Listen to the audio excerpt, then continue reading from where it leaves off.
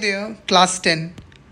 I hope all of you are safe and doing well in your home. I wish all your safety in this pandemic. So, as you know, this is our lesson number 1 in social science from the book of history. This is Jason with you, and today we are going to study our history class. So, as you can see, the name of the lesson is The Rise of Nationalism in Europe. I have prepared these small notes for you for your better understanding so that you don't feel sleepy, so that you can easily get what is in the chapter much more comfortably. So, as you know, the name of the lesson is The Rise of Nationalism in Europe. It's the notes over here, and this is from the Social Studies book of history. So this is our lesson number 1. So I will be using bilingual language so that you can understand or you can get what is in the chapter much easily. So let's get start. What is nation or a state? A large number of people of mainly common descent, language, history inhabiting a territory bounded by defined limits and forming a society under one government is called a nation. So basically एक nation या फिर एक राज्य क्या होता है, आप सब लोगों को मालूम है कि सेम लैंग्वेज हो या फिर अलग अलग, जैसे अभी भारत की बात करते हैं तो अनेकता में एकता है. हमारे यहाँ पे अलग अलग स्टेट्स हैं, अलग अलग लैंग्वेजेस हैं, अलग अलग चीफ मिनिस्टर्स हैं, अलग अलग पार्टीज़ हैं. तो ये जब सब चीज़ें एक साथ मिल जाती हैं तो क्या होता है, एक नेशन बनता है. सो हम इस तरह से यहाँ पे जर्मनी, इटली और फ्रांस के बारे में हमने पढ़ेंगे. हमने लास्ट ईयर 9th क्लास में फ्रांस या फ्रेंच रेवोल्यूशन या फ्रेंच सोसाइटी के बारे में हमने पढ़ा था. हम यहाँ पे थोड़ा और वास्ट में जाएंगे, यूरोप में पहुँचेंगे. Frederic Sorrieu and his visualization. अब फेडरिक जोरायू कौन थे और वो क्या क्या काल्पनिक चीज़ें सोचते थे या फिर क्या क्या चीज़ें वो सोचते थे, हम यहाँ पे देखेंगे. In 1948, Frederick Zorayu, a French artist, who was he? He was a French artist. Prepared a series of 4 prints visualizing his dreams of a world made up of democratic and social republics, as he called them. अब 1948 में Frederick जोरियू जो कि एक French artist थे, उन्होंने 4 prints तैयार किए, यानी अपनी सोच में 4 प्रिंट्स तैयार किए कि इस तरह से ये जो धरती है या फिर ये जो देश है ऐसे होने चाहिए. ये सोच में उन्होंने एक 4 प्रिंट्स प्रिपेयर किए जिनको उन्होंने नाम भी क्या दिया, democratic and social Republic. Basically अगर इसको हिंदी में बोले तो हम लोकतांत्रिक और सामाजिक गणराज्य, इस तरह से उन्होंने उनको नाम भी दिया. अब उन 4 पॉइंट्स में क्या क्या थे या फिर वो 4 प्रिंट्स में क्या क्या थे, हम आने वाले यहाँ 5 पॉइंट्स में हम पढ़ेंगे. The first print shows the people of Europe and America marching in a long train and offering homage to the Statue of Liberty as they pass by it. पहले प्रिंट में क्या दिखा रखा है कि यूरोप और अमेरिका के जो लोग हैं वो एक लॉन्ग ट्रेन में मार्च कर रहे हैं और कहाँ की ओर जा रहे हैं, अमेरिका की ओर जा रहे हैं, और ऑफरिंग दे रहे हैं या फिर ऑफरिंग होमेज यानी अपना श्रद्धांजलि दे रहे हैं. किसको, स्टैचू ऑफ लिबर्टी को. A female figure carries a torch of enlightenment in one hand. जैसा कि आपको मालूम है स्टैचू ऑफ लिबर्टी में एक हाथ में टॉर्च ऑफ एनलाइटमेंट है और दूसरे हाथ में क्या है, charter of rights of man, यानी संविधान की किताबें हैं उनके हाथ में. तो एक हाथ में टॉर्च है, दूसरे में बुक है. On the other lies the shattered remains of the symbols of absolutist institution. In Zorayu's utopian vision, the people of world are grouped as a distinct nation, identified through their flags and national costumes. अब सोरायू के Ethiopian vision में क्या है, लोगों को एकजुट कर रखा है, सब लोग अलग अलग नहीं है बल्कि एक ही हैं. और अभी बेसिकली देखे जाएंगे तो जैसे फ्रांस के जो लोग हैं उनको फ्रेंच झंडा ले रखा है, अमेरिकन जो है अमेरिकन ने अपना झंडा ले रखा है. तो इस तरह से अलग अलग अलग अलग करके, यानी सब लोग एक साथ खड़े हैं, लेकिन जो फ्रांस का लोग आदमी है वो फ्रेंच झंडा ऊपर कर रखा है, जो जर्मनी का है उसने अपना जर्मन झंडा ऊपर कर रखा है, और जो स्विट्जरलैंड का है उसने अपना स्विस जो झंडा है ट्राई कलर जो उनका जो है वो ऊपर उन्होंने कर रखा है। और इस तरह से लोग अपने अपने नेशनल कॉस्ट्यूम्स में भी वो खड़े हैं। अब इस एक इतने सारे लोग खड़े हैं, इनको लीड कौन कर रहा है? देखो, number 4, leading the procession are USA. सबसे आगे आगे कौन चल रहा है? यूएसए। उनके पीछे कौन से लोग हैं? स्विट्जरलैंड को फॉलोड करते हुए फ्रांस है, फ्रांस के बाद जर्मनी है। अब जर्मनी के बाद कौन कौन है? जर्मनी के बाद ऑस्ट्रियन पीपल है, kingdom of the 2 Sicilies, Lombardy, Poland, England, Ireland, Hungary and Russia. तो इतने सारे, यानी बेसिकली हम देखे जाए तो एक कंट्री को छोड़ के यहाँ पे सारे जो है यूरोपियन कंट्रीज जो है, आज के टाइम की जो यूरोपियन कंट्रीज है वो सारी आ चुकी है। यानी जो फेडरिक ज़ोरोयू है, उन्होंने आने वाले टाइम में कि इस तरह से बहुत सारे देश अलग अलग बट जाएंगे, इस तरह से उन्होंने पहले ही अपने विचार या फिर अपनी जो इच्छा थी वो इस तरह से काल्पनिक जो इच्छा है वो व्यक्त कर दी थी। उस समय क्या थे, सब लोग एक दूसरे के अंडर में थे। फ्रांस या फिर रशिया जो है या फिर स्वीडन जो है वो अलग नहीं था, ये सब एक साथ ही थे। यूनाइटेड किंगडम यानी जो ब्रिटिश जो है, ब्रिटिश ने सारे 4-5 देशों को एक साथ इकट्ठा कर रखा था। तो उस समय यानी 1748 से या फिर 1700 की बात करें या फिर 1800 की बात करें, ये यूरोप जो था वो बहुत छोटा था, या फिर सारे कंट्रीज़ जो थे उसमें बहुत ही कम थे। लेकिन जो हमारा फेडरिक ज़ोरायू है, उन्होंने भविष्य देख लिया था, या फिर हम बोल सकते हैं कि उन्होंने इच्छा व्यक्त करी थी कि इतने सारे देश इस तरह से एक एक झंडा लिए अपने देश को क्या करते हैं, मार्च करेंगे या फिर रिप्रेजेंट करेंगे। और उनके प्रिंट में क्या था? From the heavens above Christ, saints and angels gaze at the world at the scene. The artist symbolized a fraternity among the nations of the world। और उन्होंने क्या दिखाया था उनके एक प्रिंट में कि क्राइस्ट ने जीसस क्राइस्ट को दिखा रखा है, और सेंट्स यानी महात्मा लोग, और जो एंजल्स हैं, यानी एंजल्स का मतलब जो हमारे क्या होते हैं, एंजल्स जिसे हम बोलते हैं ना, परियां वगैरह जो है, वो सब इस धरती की ओर नज़र रख रही है, धरती को देख रही हैं। और यहाँ पे आर्टिस्ट ने सिंबलाइज किया फ्रेटर्निटी का मतलब होता है बंधुत्व, यानी सभी लोग मिलजुट के एक भाईचारे के साथ रह रहे हैं इस नेशन में। तो ये चीज़ यहाँ पे उन्होंने दिखाई थी।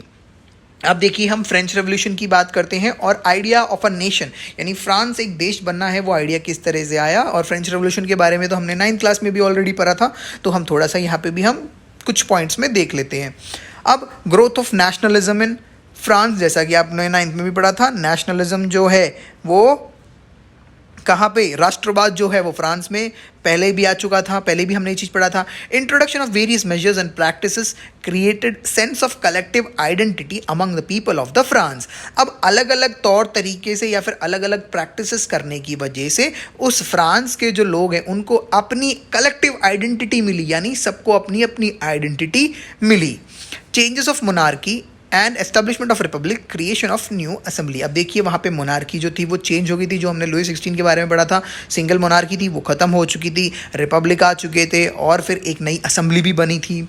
उसके बाद क्या होता है? Rise of Napoleon and his reform, revolutionaries help other people of Europe to become nation. अब नेपोलियन का भी वहाँ पे राइज होता है, और उसके रिफॉर्म्स यानी उसके भी जो अपना बढ़ जाता है, वो बहुत एक एक देशों को जीत के अपने रिफॉर्म्स भी बढ़ाता है। और जो रिवोल्यूशनरीज जो हैं वो एक दूसरे की हेल्प करते हैं ताकि वो अपना एक खुद का देश बना पाए।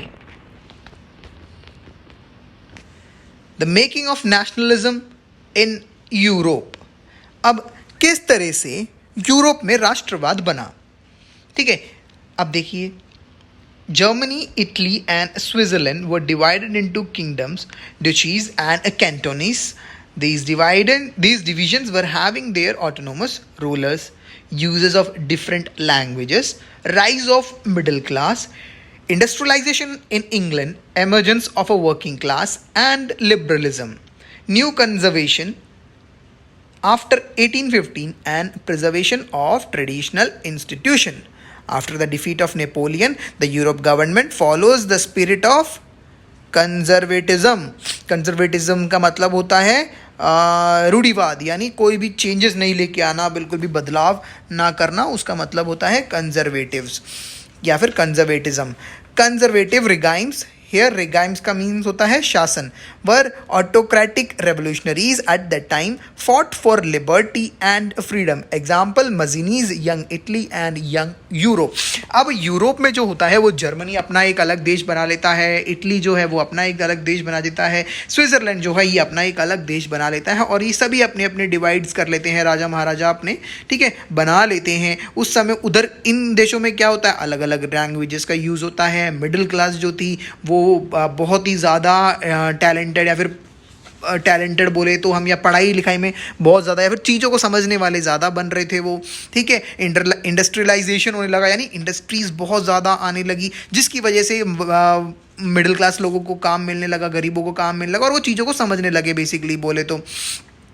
और यहाँ पे हम देखते हैं कि रूढ़िवाद जो शासन जो थे, यानी जब नेपोलियन को इन लोगों ने हरा दिया था तो उनकी जो यूरोपियन गवर्नमेंट थी उन्होंने क्या कर लिया था, एक तरह से कंजर्वेटिज्म यानी रूढ़िवाद, ठीक है, कि हमें इसी तरह से चलना है करके, या फिर एक स्ट्रिक्ट नियम वगैरह फॉलो कर देते। लेकिन जो इनके जो क्या बोलते हैं conservative regimes were autocratic revolutionaries at the time fought for liberty. और जो कंजर्वेटिव जो रिगाइम्स है, यानी जो रूढ़िवाद जो शासन जो थे उस समय, ठीक है, उन्होंने लिबर्टी और फ्रीडम के लिए लड़ाई करी। इसका एक एग्जाम्पल भी दे रखा है मजीनी, यंग इटली का और यंग यूरोप का। Here it is. नेक्स्ट हम पढ़ेंगे यूनिफिकेशन ऑफ इटली। इटली को एकता कैसे बनाई, या फिर इटली को एक कैसे बनाया, वो हम यहाँ पे पढ़ेंगे। Giuseppe Mazzini had played an important role in the unification of Italy. अब हमने ऊपर भी एग्जाम्पल पढ़ा था ना, Mazzini's, Young Italy and Young Europe, ठीक है। तो हम अब यहाँ पे उसी मेजीनी के बारे में पढ़ेंगे कि मेजीनी कौन थे, उन्होंने क्या किया था। अब मेजीनी जो थे उन्होंने बहुत इंपॉर्टेंट रोल किया था इटली को एक देश बनाने में। बेसिकली हम बोले तो he formed a secret society called Young Italy in Marseilles. उन्होंने एक सीक्रेट सोसाइटी बनाई थी, क्या नाम से, यंग इटली। कहाँ पे, मैर्सिलीज, ये एक इटली के एक शहर का नाम है। To spread his goals he believed Italy could not continued to be a patchwork of small states and had to be forged into a single unified republic. जैसा कि मैंने स्टार्टिंग में बताया था आप लोगों को कि यूरोप जो था छोटे छोटे शहरों से बना हुआ एक पूरा एक कॉन्टिनेंट था, ठीक है। अब इसी तरह इटली जो था छोटे छोटे शहरों में इटली को बांट रखा था। लेकिन जो मेजीनी है उनका आइडिया था, उन्होंने बोल दिया था कि ये जो पैच वर्क हो रहे हैं, यानी छोटे छोटे जो स्टेट्स बने हुए हैं, ऐसा नहीं चल सकता, हमें क्या करना है, इटली को एक बनाना है। During 1830s, Mazzini sought to put together a coherent program for a unitary Italian republic. अब जो मजीनी है उन्होंने एक प्रोग्राम बना के इस तरह से दिखाया। प्रोग्राम का मतलब होता है यहाँ पे कि एक अपना आइडिया जो है, अपने जो थॉट्स जो है वो यूनिटरी इटालियन रिपब्लिक को दिखाए। लेकिन वो 1831 में और 1848 में वो चीज़ जो थी वो पूरी तरह फेल हो चुकी थी, यानी इनका सपोर्ट किसी ने नहीं किया। और जो आर्मी वगैरह जो उस समय जो तैनात थी वहाँ पे, उन्होंने भी इनके जो विचारों को क्या कर दिया, खदेड़ दिया। उसके बाद क्या होता है, the mantle now fell on Sardinia Piedmont under its ruler Emmanuel second to unify Italy. अब उनका जब ये सारा सब कुछ फेल हो गया, ठीक है, उनका ये जब सारा सब कुछ फेल हो गया, तब वहाँ पे जो रूलर थे सर्दिनिया पेडमोंट, ठीक है, के जो रूलर थे इमानुअल, ये जगह का नाम है सर्दिनिया पेडमोंट, उधर के जो रूलर हैं इमानुअल टू, उन्होंने उनके सर पे, यानी उनके सर पे सारी जिम्मेदारी आ गई कि वो इटली को क्या करें, वो यूनिफाई करें, यानी एक बनाएं। Under chief minister Cavour, Sardinia Piedmont succeeded in destroying the Austrian forces in 1859। अब जो हम यहाँ पे समझ सकते हैं कि उन्होंने ऑस्ट्रियन फोर्सेस को डिस्ट्रॉय कर दिया, यानी जो ऑस्ट्रियन फोर्स थी वो इटली की धरती पे थी, जिन्होंने कब्जा कर रखा था। इवन गरीबल्दी, अब यहाँ पे गरीबल्दी कौन है आप सोचोगे, गरीबल्दी जो है वो इटली के एक जनरल हुआ करते थे। जॉइंड द फ्रे इन 1860 दे मार्च into south Italy and the kingdom of the two Sicilies with the help of the local peasants drove out of the Spanish ruler. In 1861, Victor Emmanuel II was proclaimed as the king of United Italy. अब south Italy में इन्होंने पहले मार्च किया, यानी चढ़ाई करी, और उसके बाद एक किंगडम था सिसलीज नाम का, उनके दो सिसलीज के दो शहरों में भी उन लोगों ने पीजेंट्स यानी फार्मर्स की हेल्प से अपना कब्ज़ा बनाया। और जो दुश्मन जो देश थे, यानी जो ऑस्ट्रेलियन जो रूलर्स थे या फिर जो अड़ोस पड़ोस के जो इटली पे कब्ज़ा बनाए हुए जो आर्मी के थे, उन्होंने उनको खदेड़ दिया या फिर मार दिया, और फिर अपना वहाँ पे झंडा, इटली का जो झंडा है वो लहरा दिया, ठीक है। और उसके बाद 1861 में विक्टर इमैनुअल सेकंड को वहाँ का यूनाइटेड इटली का क्या बना दिया गया, राजा या फिर रूलर जो है वो बना दिया गया।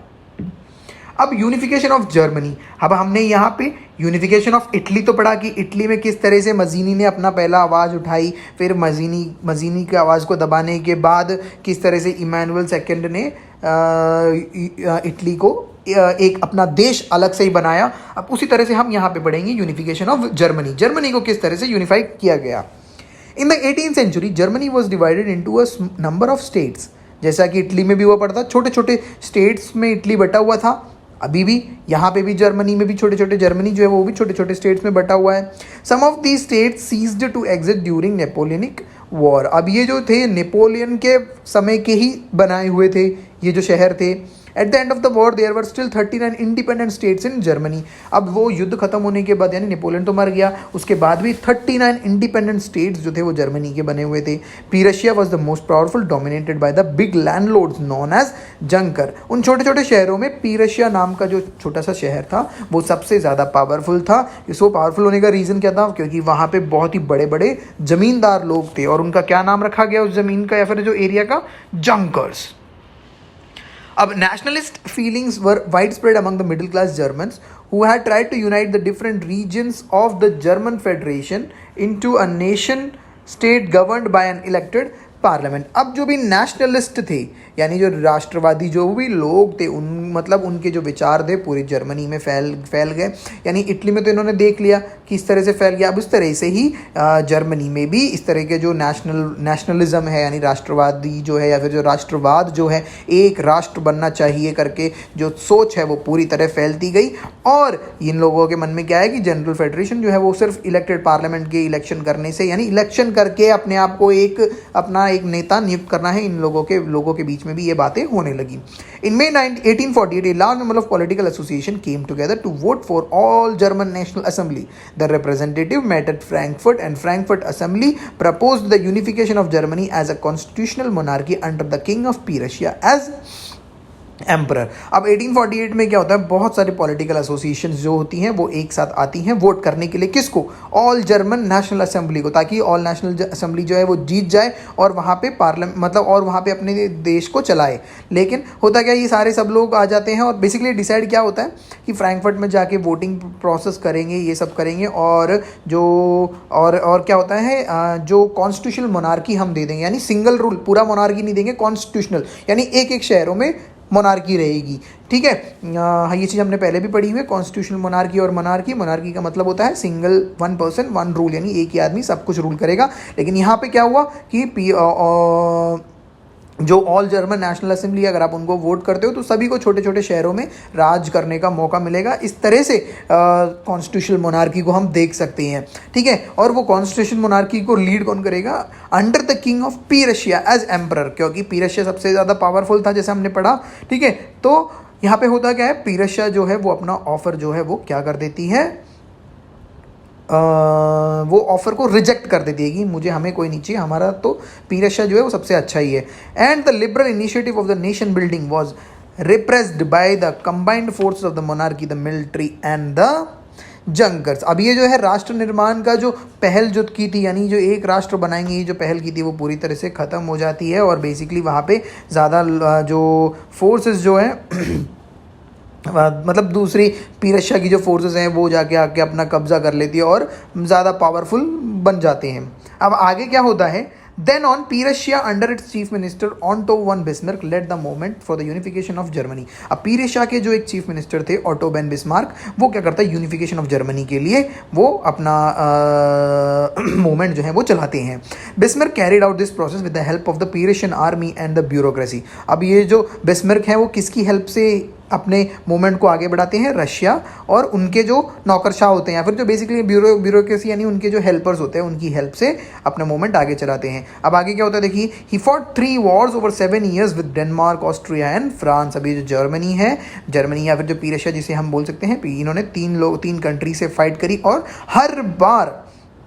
हर बार ये क्या होते रहे, हमेशा विन करते रहे। जैसे हमने यहाँ पे पढ़ेंगे, देखो, Prussia was victorious in all these wars and process of unification was completed as a result of Prussia's victory over France. अब consequently on 18th January 1871 an assembly comprising of princes of German states, representatives of the army, important Prussian ministers, and Bismarck gathered in the palace of Versailles and proclaimed the Prussian king Kaiser Wilhelm the new German emperor। अब ये सब यानी लड़ाई जब खत्म हो जाती है तो क्या होता है, जर्मन स्टेट्स के जो प्रिंसेस हैं, आर्मी का जो रिप्रेजेंटेटिव है और इम्पोर्टेंट रशिया के मिनिस्टर्स हैं और बिस्मार्क जो है, ये सब एक जगह इकट्ठे होते हैं। कहाँ होते हैं, पैलेस ऑफ वर्सलाइज, ये लुई 16 वाला है। तो ये पैलेस ऑफ वर्सलाइज में इकट्ठे होते हैं और रशियन किंग केजर विलियम को अपना जर्मनी का नया एम्परर बना देते हैं।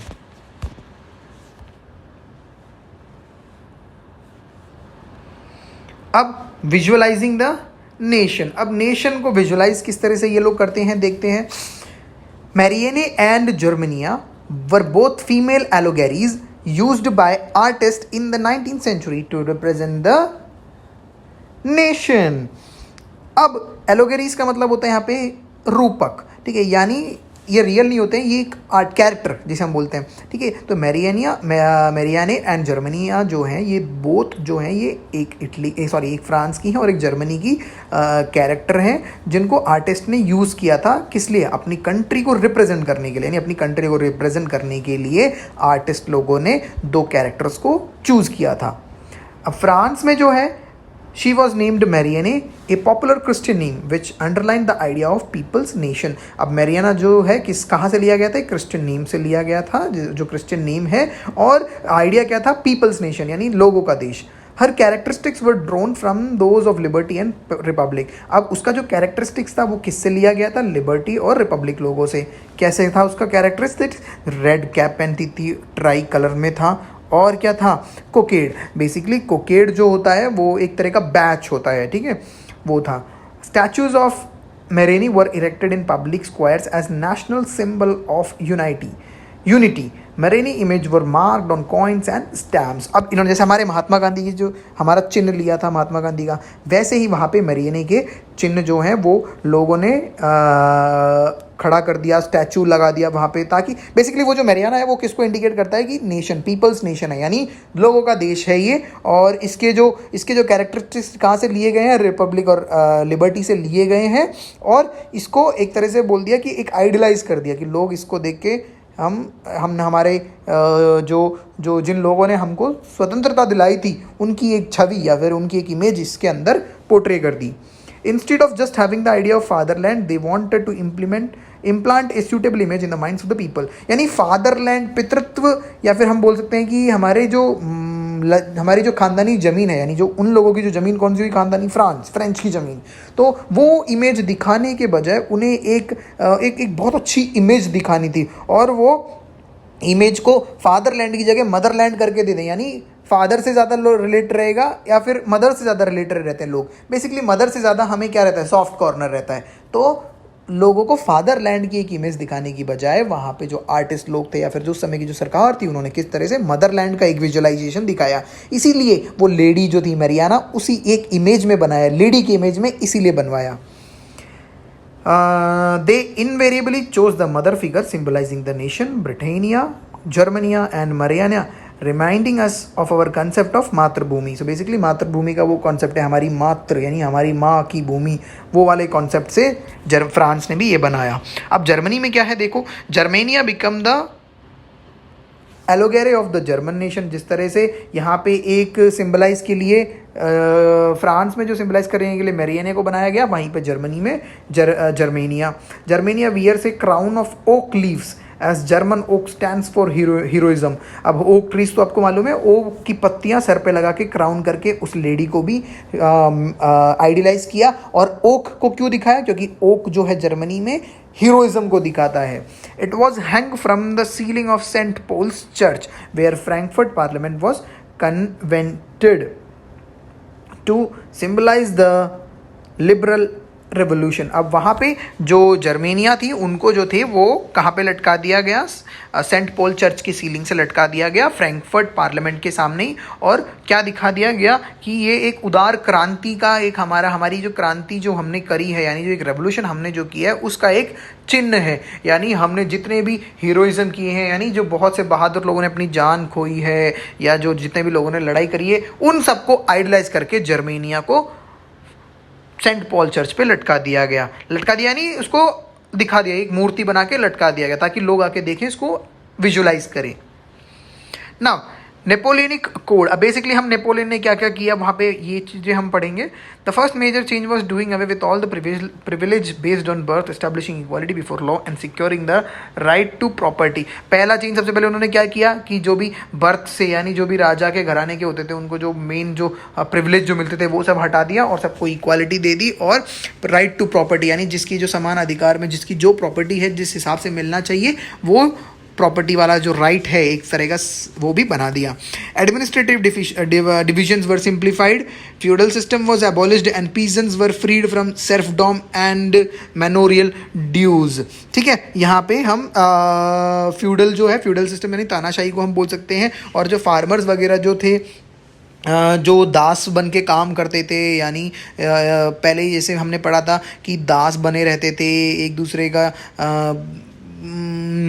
बेसिकली हम बोलें तो क्या हम उसको बोल सकते हैं कि किसी के अंडर में रह के काम करते थे, हमारी खुद की कोई लाइफ नहीं होती थी, मतलब उन लोगों की खुद की कोई लाइफ नहीं होती थी, वो पूरी तरह से दास बन के उनके काम करते थे इस तरह से। ठीक है, स्लेव जैसे हम बोल सकते हैं। ठीक है, तो वो सब उन्होंने ख़त्म किया और लोगों को छुड़ाया। टाउन गिल्ट रेस्ट्रिक्शंस वर रिमूव। अब गिल्ट रेस्ट्रिक्शन यानी बेसिकली एक तरह का रेस्ट्रिक्शन होता है जो किसी भी ट्रेड या फिर मैन्युफैक्चरिंग पे लगाया जाता है। ठीक है, तो वो सारे जो रिस्ट्रिक्शंस थे वो हटा दिए गए। Transport and communication system were improved. Peasants, artisans, workers and new businessman enjoyed a new found freedom, यानी उन सब लोगों को बहुत मज़ा आने लगा, यानी फ्रीडम, कुछ भी बना सकते थे, कुछ भी मैन्युफैक्चर कर सकते थे, सब कुछ नया बिजनेस सब कुछ कर सकते थे, यानी बिल्कुल फ्री कर दिया था। Businessman and small scale producers of goods in particular began to realize that uniform laws, standardized weights and measures and a common national currency would facilitate the movement and exchange of goods and capital from one region to another। अब धीरे धीरे सभी लोगों को समझ में आने लगा था कि इनके जो मतलब ये अगर कुछ भी करे तो इनकी वजह से उनका जो देश है वो चलेगा। एक्सचेंज ऑफ करेंसी या फिर एक्सचेंज ऑफ गुड्स, यानी हम अपने जगह से दूसरी जगह बेचते हैं तो देश की करेंसी, यानी देश को भी इतना कमाना, मतलब कमाई हो रही है उनकी, हमारी भी कमाई हो रही है। तो इस तरह से उन लोगों में भी इन चीज़ों का बोध जो हम बोल सकते हैं यानी समझ आने लग गई थी। Now, nationalism and this is, I think, this is our last point. Nationalism and imperialism, basically हम इसको बोलते हैं राष्ट्रवाद और साम्राज्यवाद। अब last quarter of the 19th century, nationalism become a narrow creed with limited ends। अब 19th सेंचुरी के लास्ट में आते आते नेशनलिज्म जो था वो एक सकरा रास्ता बन गया था जिसके कई सारे एंड थे, यानी लोगों की सोच विचार जो थी बहुत ज़्यादा अलग अलग सोचने लग गए थे। कभी लोग मतलब बहुत कम सोचने लगे थे, कम सोचने मतलब छोटी सोच रखने लग गए थे। कुछ लोग जो थे वो बहुत ऊंचा सोचते थे। तो इस तरह से नेशनलिज्म यानी देश को आज़ाद करने के बाद, एक सिंगल राष्ट्र बनने के बाद लोगों की सोच जो थी, सोच में भी बहुत ज़्यादा फर्क आने लगा। इंटॉलरेंस बल्कान बल्कान जो है वो एक देश का, शहर का नाम है या फिर हम एक टेरिटरी का नाम है। Balkan become the sense of big power, rivalry, nationalism aligned with imperialism cause of the world war. अब बल्कान जो है वो अपने नेशनलिज्म और इनके सोच विचारों की वजह से भी, यानी सोच विचारों की वजह से वर्ल्ड वार भी हुआ। Idea of nationalism was now same everywhere. अब सभी जगहों पे यानी पूरे यूरोप में नेशनलिज्म का जो आइडिया था वो सेम था। But concept of national state was accepted universally. लेकिन जो नेशनल स्टेट का जो कॉन्सेप्ट था वो पूरी तरह से यूनिवर्सली एक्सेप्ट कर लिया गया था। अब आप पूछोगे कि नेशनल स्टेट क्या होता है सर? अब बेसिकली नेशनल स्टेट हम उसको बोल सकते हैं और we can say basically national state जो है we can refer to the country with well defined और विथ वेल डिफाइंड बाउंड्रीज और resided by people with similar culture with shared histories and ethnic character, like different type of characters, or it is like it is also supposed to have a government of its choice, like they can choose their own government for their own purpose, for their own benefits, right. So basically यही होता है national state. जैसे हमने first point हमने जो पढ़ा था, national state with different types of people, different types of culture, different types of nature, different types of people, all are living together, different types of languages are there, but while they are all together they are a national state, they are a country. So इस तरह से अलग अलग देश जो हैं Europe में उस